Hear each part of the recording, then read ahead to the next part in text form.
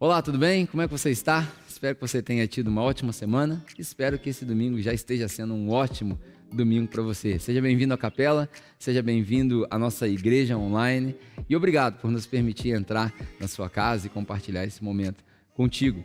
Se você é daqui de Volta Redonda, a cidade onde nós estamos, venha nos fazer uma visita. Eu te prometo que nós vamos te fazer se sentir em casa. Agora, se você não é daqui de Volta Redonda e talvez não tenha nenhuma igreja ainda, manda uma mensagem pra gente. Eu quero te ajudar a encontrar uma igreja saudável aí perto de você, para que você possa encontrar também uma família. E falando em família, nós separamos uma mensagem especial para esse nosso encontro de hoje. É a mensagem que a gente compartilha com a nossa família, com a nossa igreja aqui nos domingos. Eu gostaria muito que essa mensagem também pudesse te abençoar. Então nós vamos passar essa mensagem para você e assim que ela terminar, eu volto com alguns avisos para a gente poder se despedir, tá bom? Bom culto para você. E hoje eu havia prometido para vocês que, como toda moeda tem dois lados, a gente tem o bom pastor e a gente também tem o mau pastor. Como a gente tem a videira verdadeira, a gente também tem uma videira falsa. E aí hoje o objetivo é tentar explorar um pouco desse lado do mau pastor. Para quê? Não é para falar mal de ninguém, não é para falar mal de igreja nenhuma. Nós acreditamos aqui na capela que não existem igrejas, existe a igreja do Senhor Jesus Cristo, amém? Então nosso objetivo não é criticar ninguém. Essa mensagem é no máximo um alerta, tanto para as ovelhas quanto para os discípulos de Jesus. Tem uma diferença, você vai entender já já. E a ideia é que a gente tenha esse alerta para que quando nós encontrarmos, a gente não escute a voz daquele que não é o nosso pastor. Porque a ovelha ouve a voz do seu pastor. Muito bom. Então hoje nós vamos explorar um texto que não faz parte do meu costume. E como o Senhor é meu pastor e nada me faltará, que não me faltem palavras e sabedoria para compartilhar essa palavra hoje. Ezequiel capítulo 34. Ezequiel capítulo 34. Qual versículo, Pedro? Todos, exatamente. É assim que a gente trabalha na igreja. Então, se você tiver aí sua Bíblia contigo, digital ou de papel, abra aí em Ezequiel, capítulo 34. Está lá no Antigo Testamento, um pouquinho depois de Salmos e Provérbios, vem os profetas lá, Isaías, Jeremias, Lamentações e aí Ezequiel. Ezequiel, capítulo 34. A leitura dos textos proféticos é algo interessante de se fazer, uma vez que a gente já passou por grande parte dessas profecias. Muitas delas aconteceram em Israel, no tempo de Jesus e talvez um pouco após o tempo de Jesus, mas algumas delas têm princípios para nós e você vê que elas se repetem. E aí o nosso objetivo não é entrar em escolas de pensamento e milênios e 100 milênios e por aí vai, mas você vai conseguir encontrar alguns princípios aqui. No Antigo Testamento, o que a gente consegue extrair do Antigo Testamento é isso, é história e princípio. A gente não usa mais como regra, porque a regra foi refeita.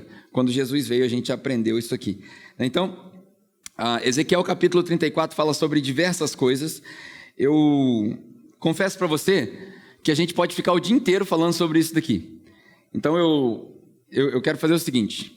Quero te dar um panorama de Ezequiel, falar um pouquinho sobre essa relação que Ezequiel descreve aqui, depois a gente lê o texto inteiro e vamos passando ali de versículo em versículo. Pode ser? Show? Tem um pouquinho de paciência, que eu sei que o capítulo é grande, mas você vai se identificar, o capítulo é um pouco repetitivo, faz parte do estilo da literatura profética, né? Repete-se muito, e aí fica a dica, toda vez que você vê algo repetido na Bíblia é porque é importante.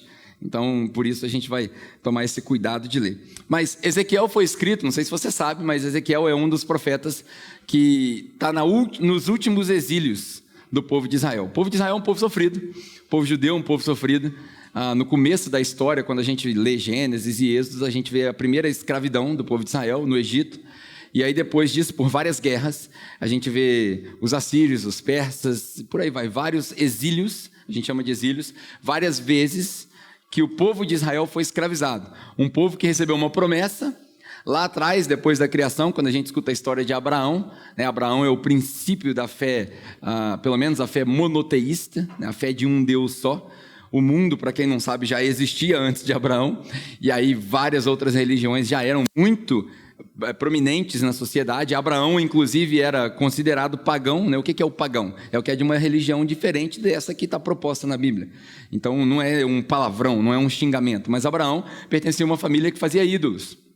E aí quando Deus chama ele, falou, vou separar esse cara, e esse cara vai começar essa jornada. E aí de Abraão vem a religião judaica, a religião cristã, tanto a católica quanto a protestante, a religião islâmica, né? Todas essas vieram, essas religiões monoteístas vieram ali de Abraão. E aí começa a história de Abraão. Abraão tem seus filhos, a gente lê em Gênesis, muito legal.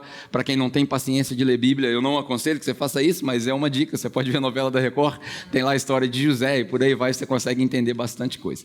Até que passam-se os exílios. Se você tiver a disposição de ler o Antigo Testamento, você vai ver a história dos reis.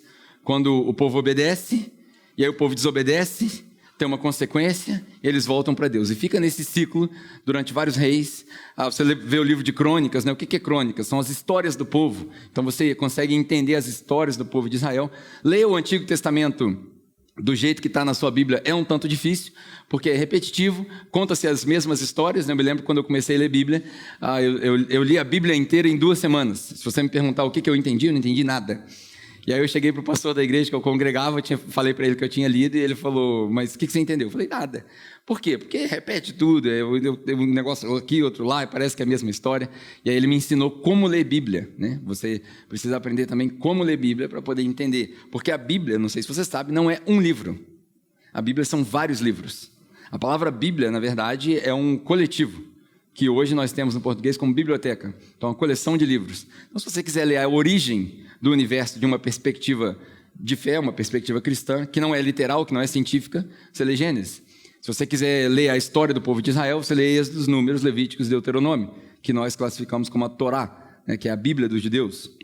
Se você quiser ler a história do povo judeu, a história das guerras do Oriente Médio, você pode ler Crônicas, Reis, tem parte da história aqui.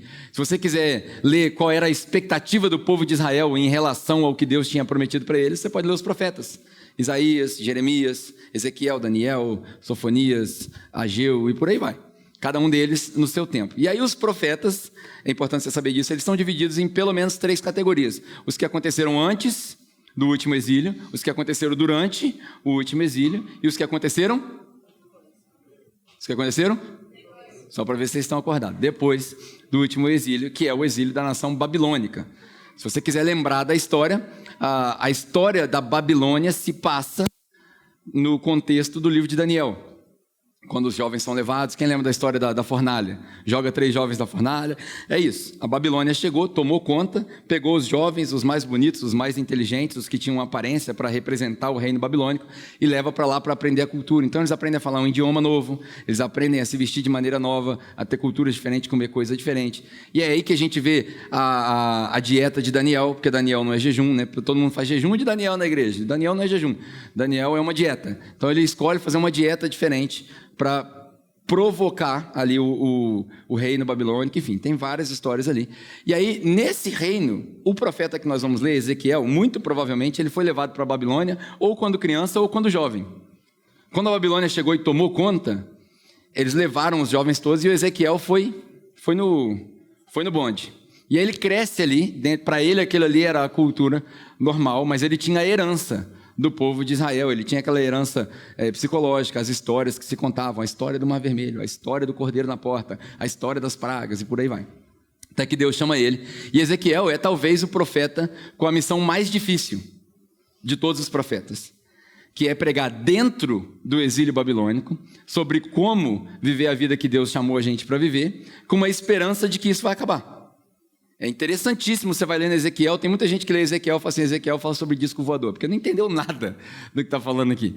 E aí você precisa se inteirar do contexto literário, né, aula de português aqui, para você poder entender o que Ezequiel está falando. E aí ele é levado como criança, para quem já tem mais idade aqui, tem uma música muito antiga, de 1978, se eu não me engano, de um grupo americano, que era assim, By the rivers of Babylon, there we sat down. Alguém aqui já ouviu essa música?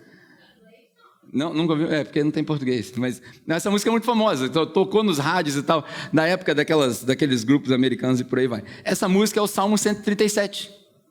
E o Salmo 137 é a história do povo dizendo, a gente sentou no rio, e aí os nossos senhores que nos levaram cativos pediram para a gente cantar uma canção que lembrasse o nosso Deus. E aí o povo de Israel, o Salmo 137, fala assim, eles se perguntam, como eu vou cantar uma canção para Deus numa terra estranha? E aí a gente já fez uma série aqui também falando que a nossa vida é uma viagem, nós somos peregrinos. Então toda essa ilustração de um povo no deserto, um povo foragido, um povo sofrido, é a história da igreja.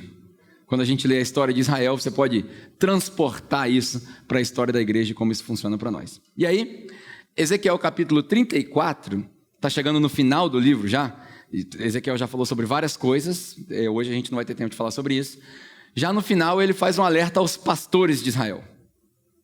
Ezequiel, são 3 leituras que você pode anotar aí para você fazer na sua casa, que é Ezequiel 34, Ezequiel 37 e Zacarias 11. Nós não vamos fazer essas 3 hoje, mas é aqui que começam as profecias contra os pastores. E aí você precisa lembrar que Deus, grava bem isso que eu vou te falar, se você é novo na igreja, se é a primeira vez que você vem, Deus nunca tem nada contra as suas ovelhas. Deus não está com raiva de você.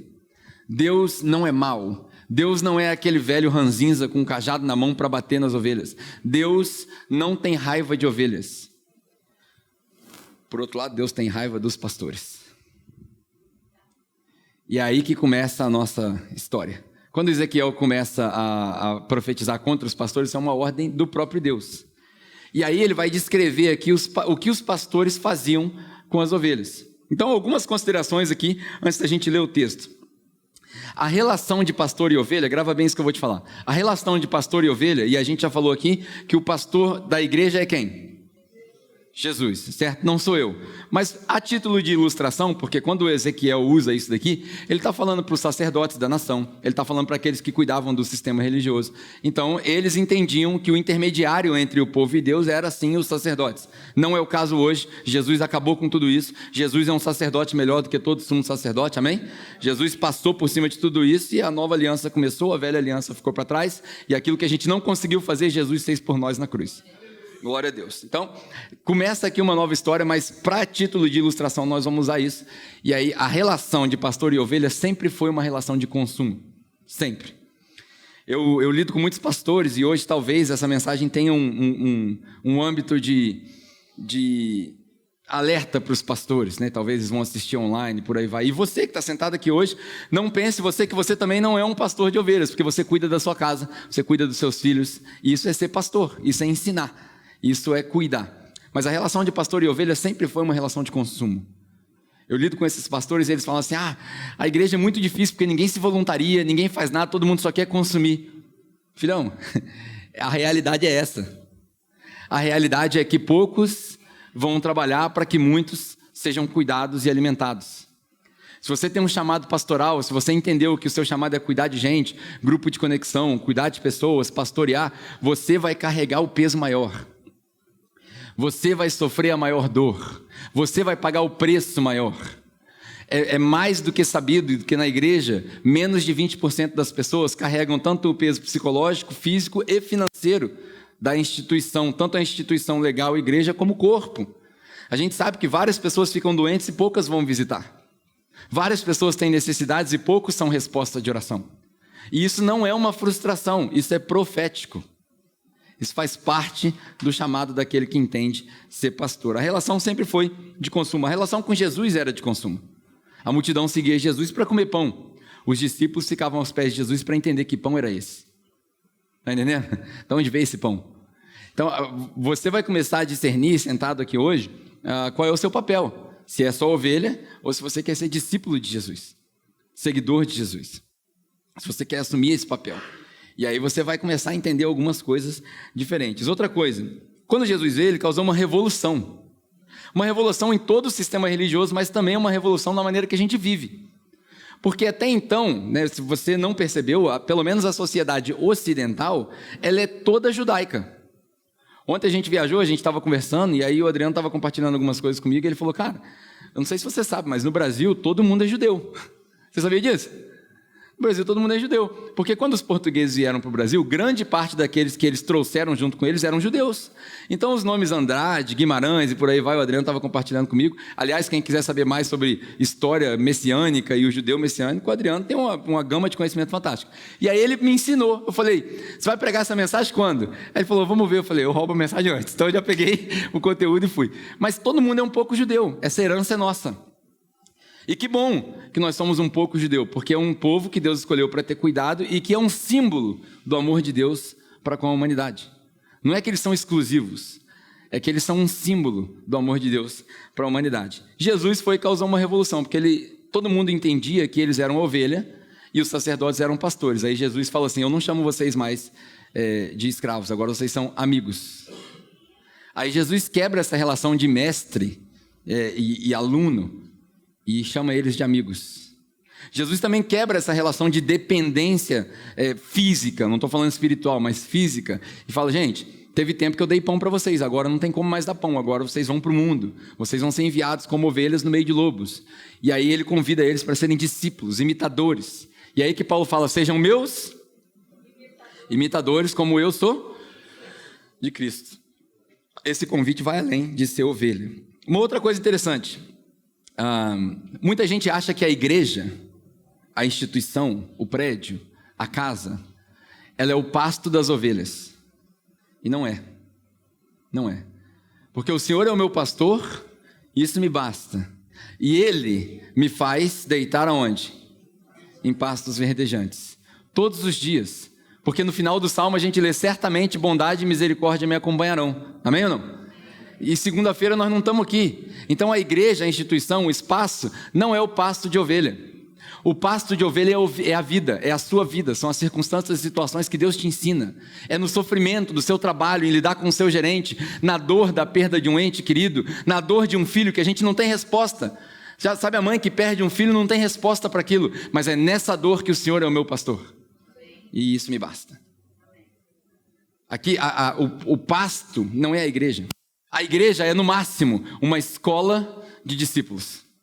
A igreja é uma escola de discípulos. Então, se você está vindo e não está aprendendo a ser discípulo, você está sendo reprovado na escola de discípulos. O que não quer dizer que Deus não te ama, que Deus te ama menos. Não. Só quer dizer que Ele tem paciência, que Ele vai cuidando, e para você, talvez, a metodologia de ensino seja diferente. A igreja é uma escola onde a gente aprende, e aí, como toda escola deveria ser, a gente sabe que não é assim hoje, mas como toda escola deveria ser, você aprende na teoria, e aí você põe em prática. Você aprende na teoria e põe em prática. É por isso que Jesus falou que todo aquele que ouve as minhas palavras e não as põe em prática, é como um homem que constrói a sua casa onde? Na areia. Vocês estão crentes hoje, hein? Vocês estão sabendo bastante. Constrói a casa na areia. Por quê? Qual o problema da casa na areia? Vem a chuva, vem o vento, casa cai. Mas todo aquele que ouve as minhas palavras e as põe em prática, esse é semelhante a um homem sábio. Ele constrói a casa na rocha. Porque na rocha vem a chuva, vem o vento, vem a tempestade e nada me abala. Os que confiam no Senhor serão como o monte de Sião, que jamais se abalam. Esses são os que confiam no Senhor. Então a igreja não é o pasto. A gente precisa lembrar disso. A igreja não é uma reunião para receber. Às vezes as pessoas falam assim, né? Eu estou fazendo todas essas considerações para vocês entenderem qual é o meu ponto de partida de Ezequiel. A igreja não é um lugar para receber, a igreja é um lugar para doar. Amém ou não? Amém. Amém? Você não veio aqui para receber. Porque se o Senhor é o seu pastor e o pasto é a vida, você recebe todo dia. E na igreja você não vem para receber, você vem para doar. Aqui você não vem vazio, você vem cheio. Aqui você não vem para receber, você vem para entregar para Deus aquilo que Ele já te abençoou durante a semana. E isso tem a ver com o espiritual, tem a ver com o emocional também. Às vezes as pessoas falam assim, poxa, mas eu tenho um problema com a música porque a música manipula os meus sentimentos. Também o Netflix manipula, a Amazon manipula, a escola manipula, o seu esposo manipula, a sua esposa manipula.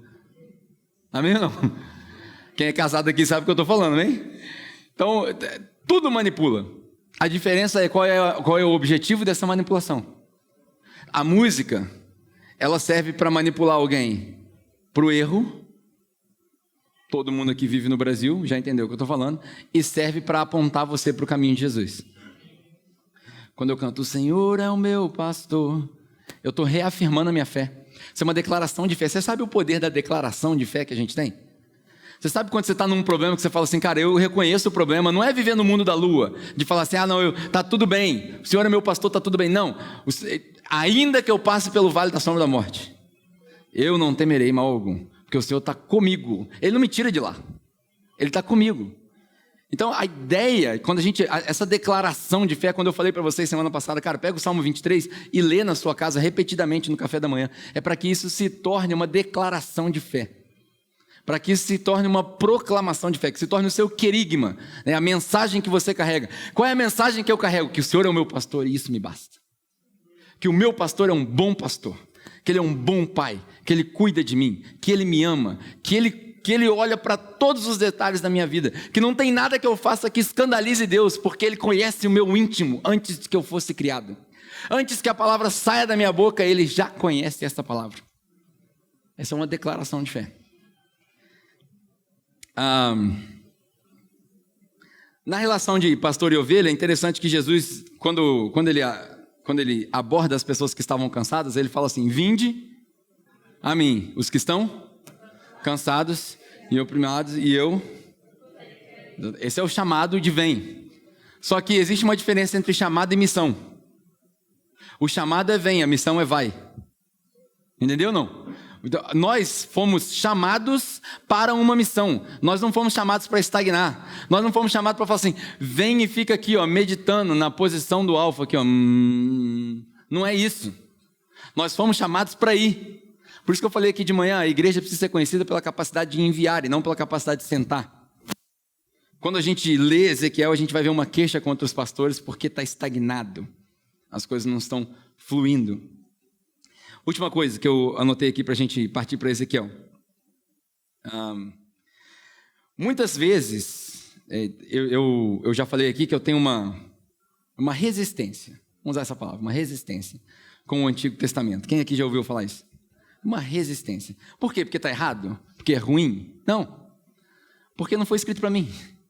Isso aqui foi escrito para o judeu. Era um conjunto de regras para o judeu viver, e daqui eu tiro história, daqui eu tiro princípios, daqui eu entendo de onde veio o meu Senhor, mas se eu quiser entender como viver a minha vida, eu começo a ler a partir do Novo Testamento. Eu começo a praticar a partir do Novo Testamento. Porque quando perguntaram para Jesus, qual é o maior mandamento de todos? Eles estavam questionando a lei. Jesus falou assim: o maior mandamento de todos está na lei. Está lá em Êxodo, está em Levítico também, está na lei. É amar Deus e amar o próximo. Agora, se você fizer esses dois, você não precisa de nenhum dos outros 611. Esses dois já resume tudo. E resume também os profetas que a gente vai ler. Então, tudo isso que a gente vai fazer está resumido ali. Se a gente viver em amor, a gente já cumpriu todas as regras. É muito mais fácil. Mas, por insegurança, esse é o meu diagnóstico, tá? Não tô dizendo que isso é Bíblia. E isso daqui não é um desabafo. Eu já amadureci, eu já aprendi que eu não preciso desabafar no púlpito. Eu tenho outros lugares para desabafar. Se o Senhor é o meu pastor e nada me falta, eu desabafo com Ele. Amém? Você não precisa de plataforma pública para desabafar. Talvez você não seja pregador do Evangelho e não prega o Evangelho aqui na igreja, mas a gente tem várias plataformas públicas que são danosas para você. Chama Facebook, Instagram, Snapchat, WhatsApp. A pessoa está com um problema, ela começa a escrever lá. Cara, o público não precisa saber do seu problema. Sabe por quê? Porque eles não são os seus pastores. Não é esconder os seus problemas. A gente tem psicólogo, a gente tem psiquiatra. Não é isso que eu estou falando. Estou falando que esses debates públicos não levam a lugar nenhum e só piora para você. Então eu não preciso de plataforma pública para desabafar. Mas eu entendo que enquanto muita gente usa o púlpito como arma, nós devemos usar o púlpito como ferramenta. São duas coisas diferentes, arma e ferramenta. A dinamite foi inventada para demolir prédio, acabou virando arma. Não é o dinamite que é bom ou ruim, é quem usa ele. Não é o Antigo Testamento que é bom ou ruim. Entendeu? É como você usa ele. A lei não é ruim. É como você usa ela.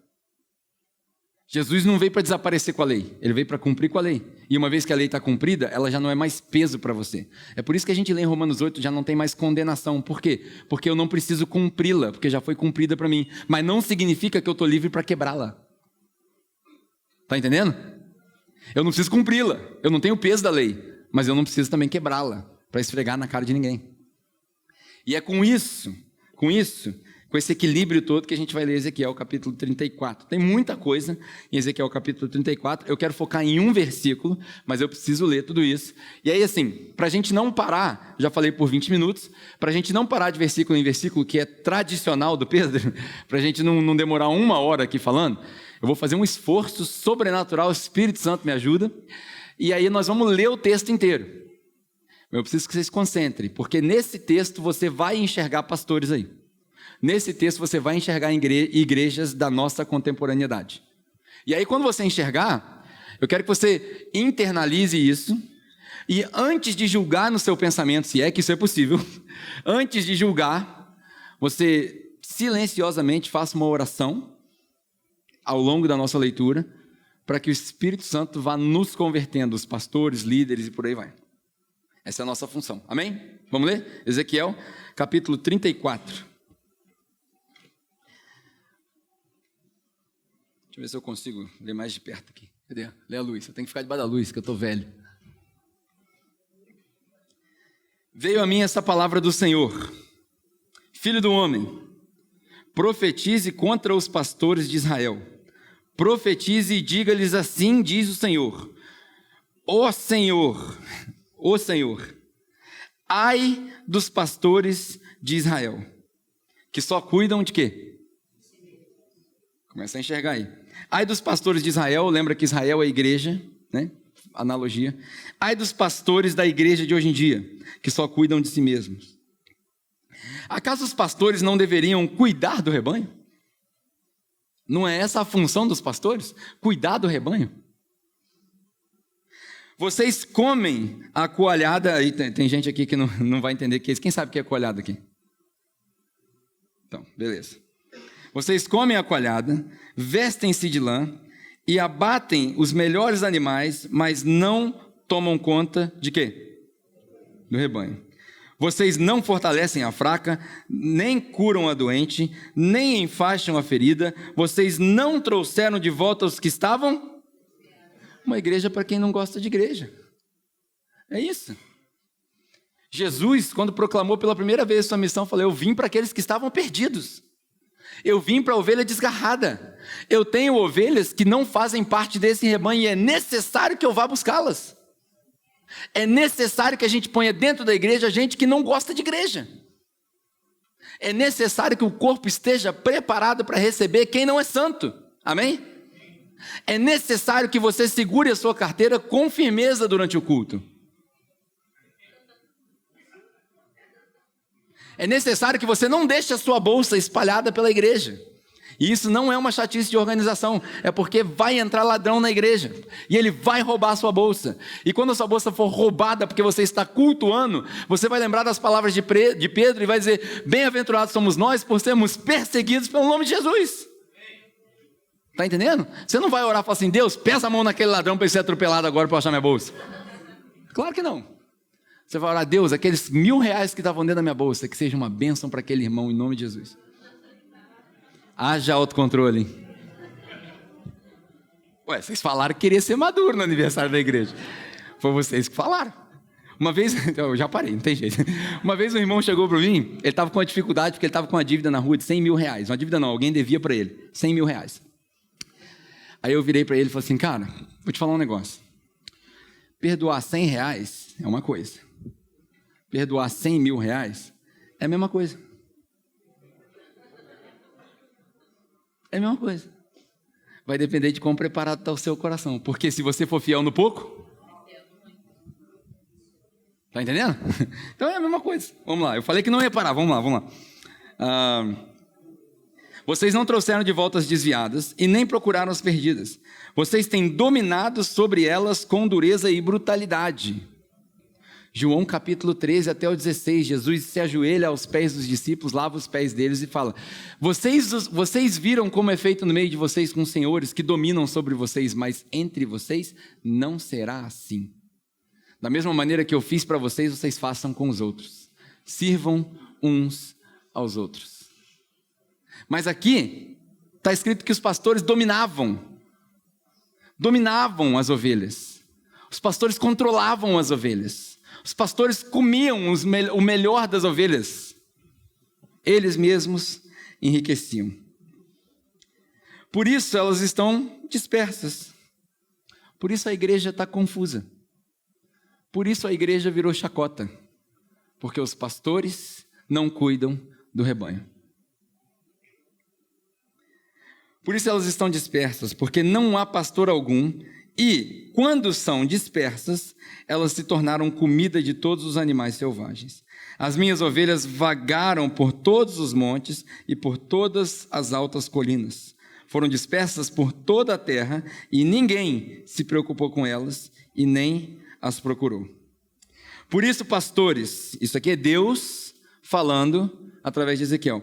Por isso, pastores, ouçam a palavra do Senhor. Eu juro pela minha vida, palavra do soberano, o Senhor, visto que o meu rebanho ficou sem pastor, foi saqueado e se tornou comida de todos os animais selvagens, e uma vez que os meus pastores não se preocuparam com o meu rebanho, mas cuidaram de si mesmos em vez de cuidarem do rebanho, ouçam a palavra do Senhor, ó pastores.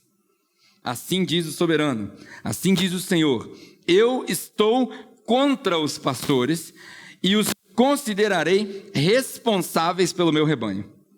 Eu lhes tirarei a função de apacentá-lo, para que os pastores não mais se alimentem a si mesmos. Eu livrarei o meu rebanho da boca deles, e as ovelhas não lhes servirão mais de comida. Que vergonha! Que vergonha para alguém que recebeu um chamado ministerial ouvir Deus falar: eu estou tirando a sua função de pastor, e eu estou tirando as ovelhas do seu cuidado, porque você não cuida delas. Lembra que eu falei aqui no começo que Deus não tem condenação para nenhuma ovelha, mas como o próprio Tiago diz, ai daquele que quiser ser mestre, porque dele vai ser cobrado mais. Aqui é Deus falando, essas ovelhas eu vou cobrar de você. Quando você resolver criticar um pastor, faça uma análise da vida dele inteira. Não critica só a queda dele, não. Faz uma análise da vida inteira dele, o quanto ele se doou. Não é desculpa para o erro. Eu particularmente, não estou dizendo que isso é certo, eu particularmente sou um cara meio bruto. Eu não acho que tem espaço para o erro do pastor. E um dia eu vou errar. E um dia vocês vão me cobrar isso. E cobrem mesmo. Quando eu errar, vocês me tiram daqui. Mas eu tenho certeza que muitos pastores estão sofrendo na mão de rebanhos e de ovelhas por causa de um deslize em meio a tanta doação da vida inteira deles. Isso eu tenho certeza. Certeza absoluta. Todavia, bem-aventurados são os misericordiosos, porque esses receberão misericórdia. Vale a pena lembrar disso também no momento de julgamento. Porque assim diz o Senhor, eu estou no versículo 11. Assim diz o Senhor, eu mesmo buscarei as minhas ovelhas e delas eu cuidarei. Assim como o pastor busca as ovelhas, lembra da parábola das ovelhas? Da ovelha perdida? Ele deixa as 99 e busca aquela que está perdida. Assim como o pastor busca aquelas dispersas, quando está cuidando do rebanho, também tomarei conta das minhas ovelhas. Eu as resgatarei de todos os lugares para onde foram dispersas num dia de nuvens e de trevas. Eu as farei sair de outras nações e as reunirei. Aqui vem uma dica profética. Olha aqui como é que Ezequiel, 600, 700 anos antes de Jesus, já via o que aconteceria com a igreja. Porque num momento ele está falando de rebanho, ovelha, pasto, Israel. E de repente ele fala, eu vou tirar as ovelhas das nações. Olha só, que interessante. Aqui ele começa a virar chave. Talvez no transe que ele estava, né? Porque Ezequiel deve ter tido vários transes, porque Deus mandou ele fazer comida cozida em cima de cocô, então imagina o que não veio naquela comida, né? Você sabia disso, não? Não, né? Então, por isso que Ezequiel é um dos profetas mais difíceis. Deus dá uma missão para ele e fala assim, antes de você fazer a missão, você vai deitar de lado aí na rua, pelado, vai se amarrar, e aí você vai fazer comida numa fogueirinha, onde o fogo vai ser de esterco humano. Por que Ezequiel estava fazendo isso? Porque ele ia chegar no capítulo 34, no nojo que Deus tinha dos pastores que usurpavam das ovelhas. Era isso. É a mensagem dele. Então, aqui, Ezequiel, nesse transe dele, muito provavelmente, ele começa a virar a chave e ele fala, não, peraí, uma hora eu estou falando de ovelha aqui, uma analogia que só o judeu entende, mas agora eu estou sendo claro.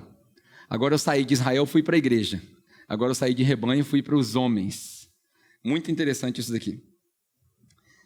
Eu as farei sair das nações e as reunirei, trazendo-as de todos os outros povos para a própria terra, e as apacentarei nos montes de Israel, nos vales e em todos os povoados do país. Tomarei conta delas numa boa pastagem, né? O Senhor é o meu pastor, Ele me faz deitar em pastos verdejantes. Os altos dos montes de Israel, prepara para mim uma mesa na presença dos meus inimigos, no alto do monte. Lembra da mesa? Você lembra da mesa? A planície no topo da montanha, é isso. Serão terra aonde pastarão ali e se alimentarão num rio posto nos montes de Israel, num rico pasto nos montes de Israel. Eu mesmo tomarei conta das minhas ovelhas. Quem toma conta das ovelhas? Quem toma conta das ovelhas?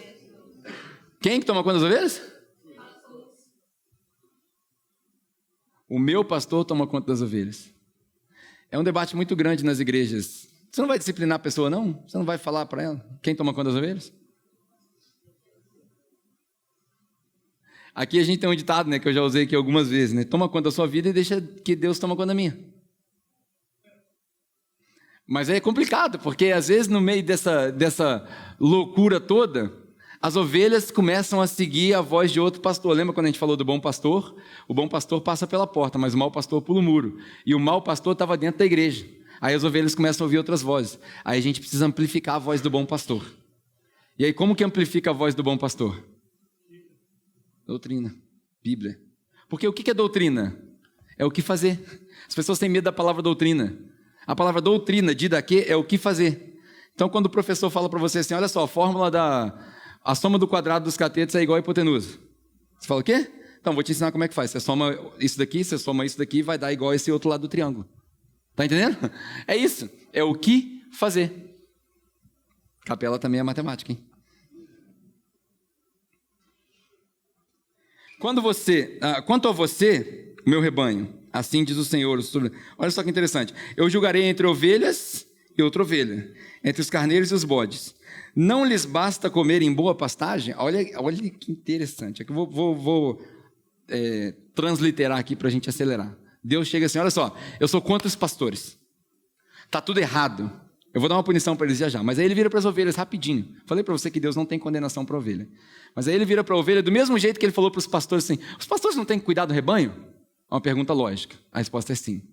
Aí ele vira para as ovelhas e fala assim, quanto a vocês, ovelha, não é o suficiente que eu dou para vocês pasto verdejante, água limpa, agora vocês querem pisar com um pé de barro dentro da água para poder sujar para os outros? É isso mesmo? Isso é Deus falando com Ezequiel para a nação, dizendo o seguinte, os pastores eu vou cuidar deles, mas vocês, ovelha, anda na moral. Faz favor. Testemunho não converte ninguém, mas atrapalha a conversão dos outros. Está entendendo? Ninguém vai se converter pelo seu testemunho, porque você não é a Madre Teresa de Calcutá, e ainda que fosse, ela também não salva. Quem salva é Jesus. Salvação só no nome de Jesus, amém? Só quem arrasta as pessoas para Deus é o próprio Cristo. Não tem nada que você faça para poder convencer alguém. Você pode ser o cara mais eloquente. E aí você lembra das palavras de Paulo. Quando eu vi até vocês, Coríntios, eu não vim com palavras eloquentes. Eu vim com demonstração de poder do Evangelho. Então a demonstração de poder do Evangelho é a pregação do Evangelho. É a sua vida. É como você articula, como você diz, cara, é por isso que eu vivo dessa maneira. É como você justifica a sua salvação nas suas atitudes. Isso sim é a pregação do Evangelho. Mas aí Deus vira para as ovelhas e fala assim, então, vocês vão beber água, aí vocês vão lá no barro, aí vocês vão rolar no barro, depois vai vir tomar banho na piscina aqui para os outros beber água suja? Não faz sentido, né? Então, ovelhas, bebe água na moral. Vive na moral. Se Paulo tivesse vivendo nos nossos dias, né? Falou, pô, queima o filme não, pô. Tem uma camisa que a gente tinha na lojinha aqui um tempo atrás que diz que não queime o filme de Jesus. Tem gente que faz força para queimar o filme de Jesus. Já viu? Aí a gente entra no pode e não pode, né? Ah, mas a igreja é do pode e não pode. Toda igreja é do pode e não pode. Porque tem coisas que você pode e tem coisas que você não pode. Mas não pode porque você vai perder sua salvação. Não pode porque não deve, porque não cabe. Paulo chegava para os coríntios e falava assim, gente, no meio de vocês está tanta sem vergonhice, tanta orgia, que nem os pagãos fazem isso. Está dando vergonha. Se fosse nos dias de hoje, ele falou assim, rapaz, eu entrei nos sites pornográficos mais pesados que tem e nem lá tem o que vocês estão fazendo. Pô, dá um tempo aí, gente. Eu convivo no meio de beberrão, porque Jesus reclamou disso. João Batista veio e não bebia nada, vocês criticavam o cara. Eu tomei vinho com os caras, vocês falam que eu sou beberrão. Vocês também não sabem o que vocês querem. Jesus dizia assim. Aí a gente entende a graça, sou salvo pela graça. Então partiu balada. Whisky, Red Bull, pá. 3 horas da manhã o cara está jogado no chão. Imagina Pedro passando, Pedro e João indo para o templo, para vigília, 3 horas da manhã, passa na frente do cara no meio-fio. Dá uma esmola aí. Aí Pedro, eu acho que Pedro ia virar para ele e falar assim, semana passada eu passei aqui, eu falei para você levantar, você levantou, saiu andando. Agora você está jogado aí na sarjeta. Dá licença, meu. Porque uma hora tem limite. É a diferença entre ovelha e discípulo. É aí que está o peso. Todo aquele que quiser me seguir, precisa carregar sua cruz. Quem foi que falou para você que a cruz é igual sacola de mercado, levinha?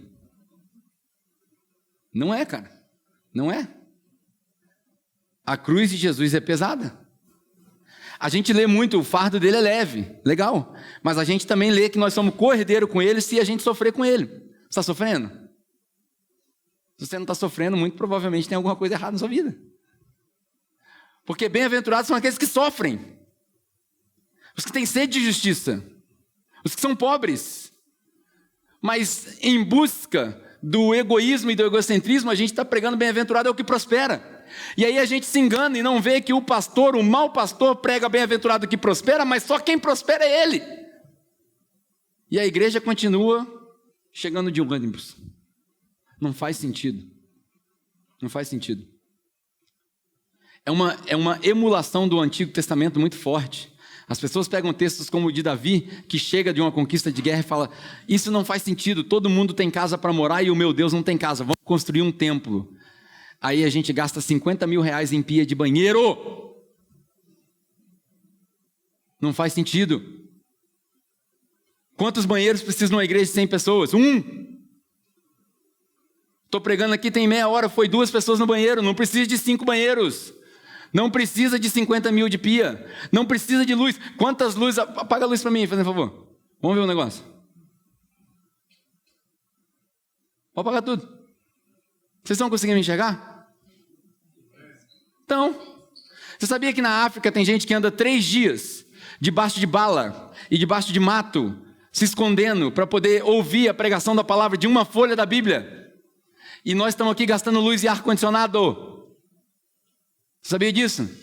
Uma hora a gente tem que acordar e falar, cara, eu vou para a igreja por causa de Jesus, não é por causa do conforto não. Se tem sofá, amém. Se não tem, amém também, eu fico em pé. Agora, se você quiser ser só ovelha, aí beleza, aí nós vamos mudar o discurso. Porque a relação de pastor e ovelha sempre é consumista. Mas todo mundo que quer consumir precisa de?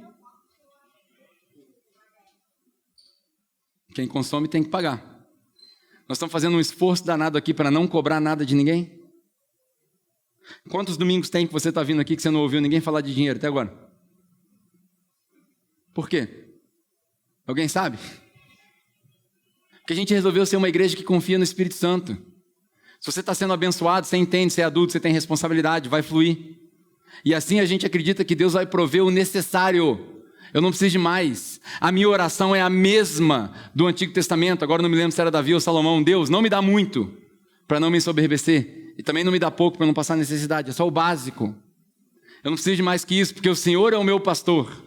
Isso basta. É isso. Deus só vai dar para a gente o que é suficiente. Sabe por quê? Porque Ele conhece o nosso coração e Ele sabe que aqui dentro está cheio de gente orgulhosa. A começar por mim. Deus nunca vai fazer uma igreja que precisa de 5 mil, arrecadar 50 mil no mês. Por quê? Porque isso vai corromper o coração do homem. Ninguém consegue servir Deus e ao dinheiro. Ou é um, ou é o outro. Então Deus vai dar o necessário. Se Ele tocou no seu coração, você dá. Se Ele não tocou no seu coração, você não dá. Amém. Ponto final. É assim que funciona. E aí, para a gente terminar, Ezequiel 34, ele diz assim, farei uma aliança, estou no versículo 22, farei uma aliança de paz. A aliança de Deus é de paz. A aliança de Deus não é de guerra. Eu farei uma aliança de paz. Uma aliança de paz com elas. E eu as deixarei a terra livre de animais selvagens, para que as minhas ovelhas possam viver com segurança no deserto e dormir nas florestas. Eu as abençoarei. Eu o quê? Eu as o quê? Olha a promessa de Deus para a igreja. Eu as abençoarei. E eu abençoarei os lugares por onde eles passarem. Por que os lugares por onde eu estou passando não estão sendo abençoados? Porque eu primeiro não recebi essa bênção. Eu não entendi. Eu estou debaixo de um regime de escravidão. Quantas pessoas vão ver essa mensagem online e vão falar assim, cara, eu estou nesse regime aí. Estão me prendendo. O que está acontecendo? Se você está se sentindo preso aqui, cara, aqui não é o seu lugar. Se alguém está te pressionando para fazer alguma coisa, aqui não é o seu lugar. Se alguém está te pressionando, cara, ora para você ser liberto disso, porque não existe pressão no reino de Deus. Existe o peso que cada um carrega, o individual, a sua cruz, mas quando a gente começa essa usurpação, esse nojo, essa comida feita em cima de cocô, tem alguma coisa errada. Isso é o mau pastor de hoje em dia. Eu os abençoarei e abençoarei os lugares por onde... Cadê? Abençoarei os lugares em torno da minha colina. Na estação própria farei descer a chuva, haverá chuva de bênçãos. As árvores do campo produzirão seu fruto, a terra produzirá sua safra, e as ovelhas estarão seguras na terra. Elas saberão que eu sou o Senhor. Eu sou o Senhor. Quando o quê? Olha só. Quando eu quebrar as cangas do seu jugo e as livrar da mão daqueles que as escravizam. Quando que a ovelha vai saber que Deus é o Senhor? Quando ela for liberta da mão do mau pastor. Você só vai entender quem é o seu pastor quando você se vê liberto desse regime de escravidão. Agora eu quero voltar com você nos últimos 5 minutos que me restam, no versículo 3. E aqui eu vou te dar a dica. No versículo 3. Versículo 3 ou versículo 2, se eu não me engano. Ezequiel capítulo 34, versículo 2 ou 3, que fala que na sua Bíblia deve estar escrito: eles comem a coalha, né? É a gordura, isso aí quer dizer a gordura. Eles comem a gordura. É aqui que vem o segredo, né? Muitos pastores usam o Antigo Testamento porque eles são inseguros. Então, se eles querem usar o Antigo Testamento, eu vou usar o Antigo Testamento para te mostrar a graça de Deus. A graça de Deus está no Antigo Testamento, eu vou te mostrar a lei agora. Nesse versículo, quando ele fala, eles comem a gordura. Quando Deus juntou o povo de Israel no primeiro exílio deles, enquanto eles ainda estavam no deserto, eles não tinham templo, eles montavam uma cabana, monta e desmonta cada vez que eles andavam um pouco no deserto. E eles tinham que manter os sacrifícios. Todo ano, os festivais que foram se estabelecendo recebiam sacrifícios, e os sacrifícios serviam para que os pecados deles fossem perdoados. Hoje, graças a Deus, nós não precisamos mais de sacrifício. Literalmente, graças a Deus, nós não precisamos mais de sacrifício. Porque Jesus, o último cordeiro, se sacrificou para a remissão dos nossos pecados. Amém? Todo mundo entendeu isso? Mas antigamente não era assim, tinha que voltar. É só você ler a carta de Hebreus, você vai entender tudo isso. Nesses sacrifícios, cada tipo de pecado tinha um animal. Um era pomba, outro era novilho, outro era isso, outro era aquilo. Quando eles sacrificavam qualquer tipo de animal, tinha 2 coisas que o povo não podia tocar. 2 coisas que o povo não podia tocar: sangue e gordura. O sangue servia para ser derramado no altar e para ser aspergido nas pessoas. Por isso que a gente diz que nós somos cobertos pelo sangue do cordeiro. É a mesma ilustração que Deus mandou fazer, passar o sangue do cordeiro nos umbrais da porta, para que o anjo visse aquele sangue e dizer: não, esses estão cobertos. E porque eles estão cobertos, eles não serão atingidos. Ninguém tocava no sangue. É por isso que Deus fala: olha só, na hora da dieta, não consuma sangue. Isso é outro contexto lá atrás. Tinha a ver com precaução da sua saúde, mas tinha a ver também com o que está por trás do que Deus quer dizer. Eu já preguei aqui algumas vezes usando aquela expressão, o remés, o que está por trás da Escritura. Então Deus não falou para não comer sangue porque ia dar doença somente. Ele falou para não comer sangue porque o sangue tinha um simbolismo. Lá na frente, milhares de anos atrás, Jesus ia derramar o seu sangue, e antes de derramar o seu sangue, ele ia dizer na mesa da ceia: este é o meu sangue, que é dado por vós. Então, se é o meu sangue, ali Jesus fala: agora vocês tomam. Lá atrás não, porque lá atrás você derrama no sacrifício, porque esse sacrifício, ele tem que ser usado para tirar a sua culpa. Agora não, eu vou me entregar pela sua culpa, então eu estou te dando meu sangue e você toma ele. É um simbolismo. Isso é a ceia. E aí ele fala: esse pão aqui simboliza o meu corpo. Todo aquele que comer desse corpo, né? É o que ele quer dizer. Então, o meu corpo toma, que ele é dado por vós. E aí Jesus se entrega na cruz. Essa é a história do sacrifício. Então, no sacrifício de Israel, ninguém tocava nem no sangue e nem na gordura. O que era a gordura? Se você ler Levíticos 3, que é a primeira ilustração do para que serve a gordura, eles acreditavam, né? Hoje a gente sabe que tem alguns músculos e órgãos no nosso corpo que tem muito pouca gordura. Mas se você olhar para uma picanha, amém, igreja? Não podia falar isso na hora do almoço, né? Mas tá bom, 11h30. Se você olhar para uma picanha, o que tem em cima da picanha? Da boa picanha, né? Não é aquela... Tem uma capa de gordura. Os judeus acreditavam que aquela gordura era para proteger os órgãos, e de fato é. A gente sabe que hoje a gordura, principalmente o mau colesterol, entope a veia, a gente tem ataque por aí vai, mas naquela época o conhecimento deles era o seguinte: a gordura vinha em volta, porque quando eles abriam um animal, quando eles degolavam um animal, eles viam os órgãos, viam a gordura, eles acreditavam que aquela gordura era para proteger os órgãos, principalmente os órgãos vitais. No meio dos sacrifícios, por exemplo, os sacerdotes ficavam com o peito do boi, que era a parte que eles acreditavam ser mais macia. Eles não conheciam picanha naquela época, né? Não conheciam aquelas carnes, mas enfim. Quando eles pegavam aquilo ali, eles viam a gordura e falavam: isso aqui é para proteger, e aí protegia várias coisas. É para proteger a vitalidade, é para proteger a fonte da vida, porque ninguém toca no sangue, porque o sangue é a fonte da vida. Então, a gordura é para proteger. A gordura era o saco que protegia, no entendimento deles, era o que protegia a vitalidade, a vida, as emoções em volta do coração, era o que protegia o caráter. E aí Deus fala o seguinte: toda vez que vocês fizerem um sacrifício, o sacerdote vai comer o peito, vai pegar isso, vai pegar aquilo, mas a gordura, vocês queimam ela e deixa que a gordura suba como um aroma suave. Quem aqui já não chegou na hora do almoço, o vizinho está fazendo um churrasco, aquele cheirinho? O que é isso? É o aroma da gordura. E aí, numa fogueira de Israel, com lenha, a céu aberto, aquilo ali ventava no deserto, e aquilo enchia, nos pátios do templo, quando eles construíram o templo, aquilo ali enchia o espaço, e aquele cheiro lembrava o povo judeu do favor de Deus. Porque Deus está recebendo o melhor para eles, a gordura era o melhor. Por quê? Porque a gordura era a camada que protegia a minha vida, protegia a minha vitalidade, protegia o meu caráter, as minhas emoções. Tudo que eu sou está protegido pela gordura. Então eu entrego para Deus. Está aqui um princípio fantástico do Antigo Testamento: a gente não entrega para Deus 10%, a gente entrega para Deus nosso melhor. Está vendo como é que é diferente? Não é 10%, é o meu melhor. Às vezes seu melhor é 1%. Às vezes seu melhor não é entregar nada, é pagar suas contas. Tem igreja que não vai gostar disso. Às vezes seu melhor é você estar bem financeiramente, para você se preparar para poder ajudar outra pessoa. Às vezes o seu melhor é dar 50%. Eu, por exemplo, aprendi a viver com 70% da minha renda. Embora eu critique aqui o dízimo, né? Eu falo no dízimo acabou e por aí vai, eu continuo dando dízimo até hoje. É uma dicotomia, né? Mas eu sou cheio de dicotomias, é normal, cheio de maluquice na minha cabeça. Toda vez que eu recebo alguma coisa, eu dou 10% para a igreja, eu economizo 10% e eu invisto 10%. E eu vivo com 70%. É uma boa dica para você também, se você quiser fazer. Mas a gordura, voltando aqui no assunto para a gente fechar, ela era entregue para Deus. Aonde que começou a despertar a raiva de Deus contra os sacerdotes? Contra os pastores maus? Quando os pastores maus pegam para eles o que era para ser de Deus. Como é que você identifica um mau pastor? Quando ele está pegando o que era para ser de Deus, para ele mesmo.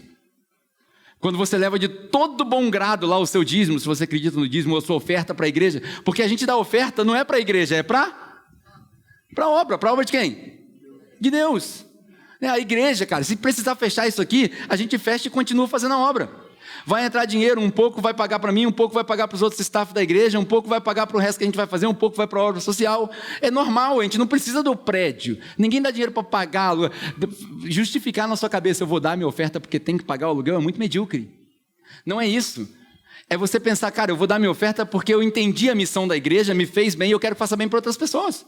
Então eu vou me comprometer com X. Você decide, cada um decide quanto tem que dar no seu coração. Porque Deus ama quem dá com alegria. Sem compulsão. Então não precisa ser 10, 20, 15%, 1%, não interessa quantos por cento. Interessa é a intenção do seu coração. Interessa aquilo que você decidiu fazer no seu coração.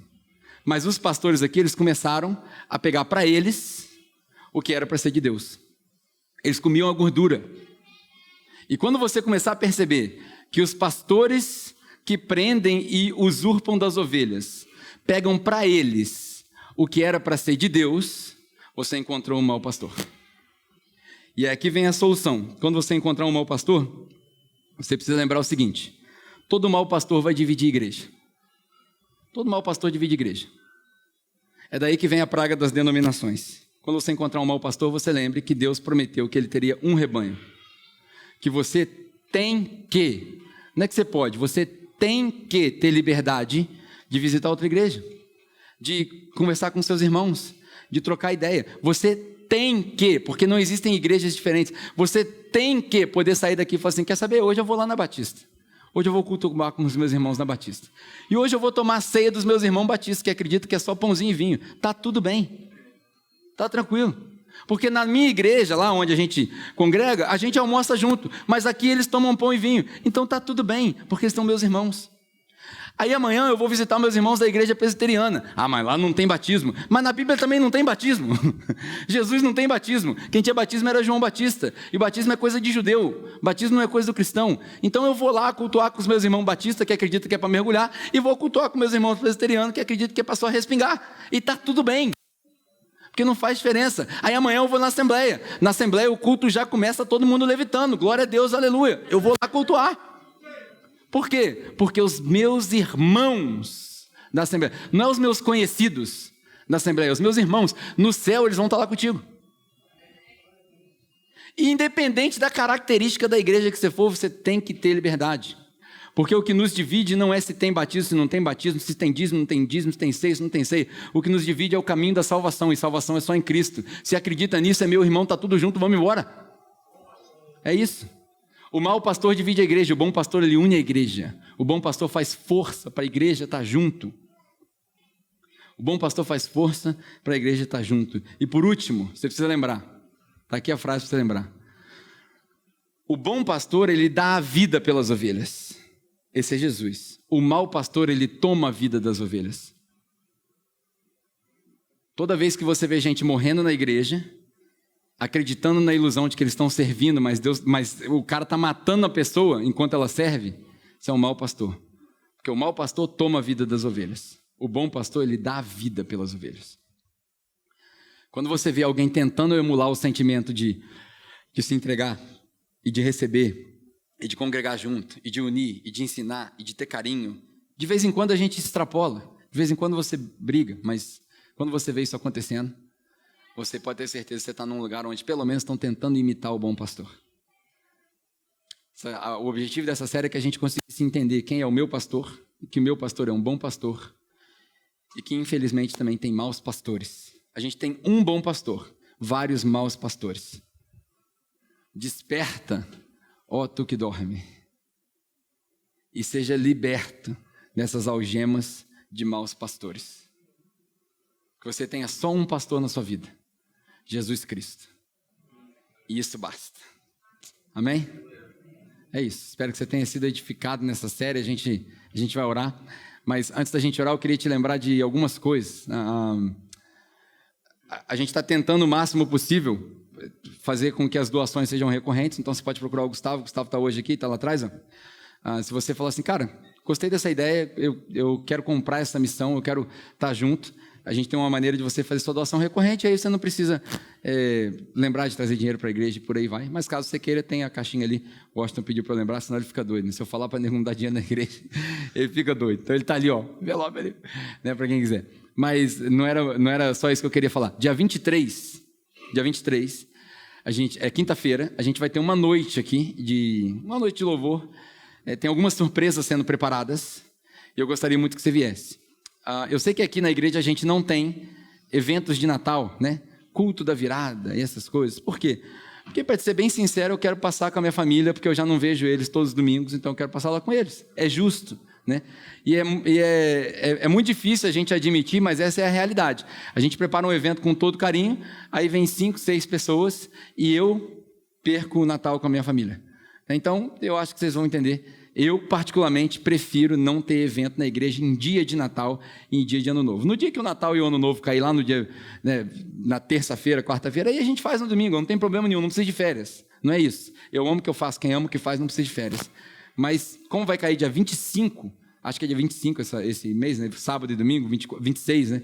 Então, assim, está todo mundo levantando tarde, né, comendo o enterrado dos ossos e por aí vai, então... Não vai ter culto aqui de manhã, no dia 26, e nem no dia 2, acho que é dia 2, ou dia 1º, não sei. É isso? Dia 2. Não vai ter culto, dia 26 e dia 2. Mas eu queria criar um espaço para a gente se despedir, né? Para a gente fazer e que não seja nesse meio também, porque está todo mundo querendo viajar, daí tem que vir para a igreja. Tá? Então, que não seja nesse meio, a gente vai fazer dia 23. A gente vai ter uma noite de louvor aqui, não é para pregar, nada disso, é uma noite de louvor para a gente celebrar, para a gente lembrar de Jesus.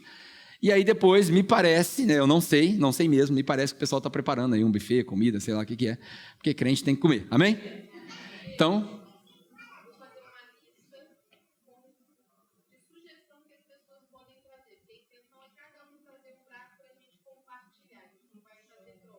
isso é uma pastora, entendeu? Entenderam? É isso. Todo mundo ouviu? Dá tempo. Show. Então, domingo que vem ao culto. Se você não vier ao culto, manda mensagem para você poder contribuir. Vai ser dia 23. Muito provavelmente às 6h30, 7 horas da noite no máximo. A gente começa cedo, fazer uma noite de louvor e depois a gente janta todo mundo junto. Senta aqui, vamos botar um mesão aqui para a gente poder jantar. Cada um traz um pouco. Vai ser muito bom. Amém? Show, vamos orar? Pai, nós te agradecemos por esse domingo de manhã, te agradecemos pela oportunidade de te servir, de te adorar, de cantar louvores ao seu nome, de estar junto com a sua igreja, que a gente possa terminar essa série com esse sentimento de ter conhecido o nosso pastor, o bom pastor. Abre os nossos olhos, Pai, para que nós tenhamos misericórdia, compaixão para aqueles que talvez estejam debaixo de amarras de maus pastores e para que nós tenhamos sabedoria, porque o nosso objetivo não é matar ninguém, nem ovelha, nem pastor, o nosso objetivo é unir a sua igreja.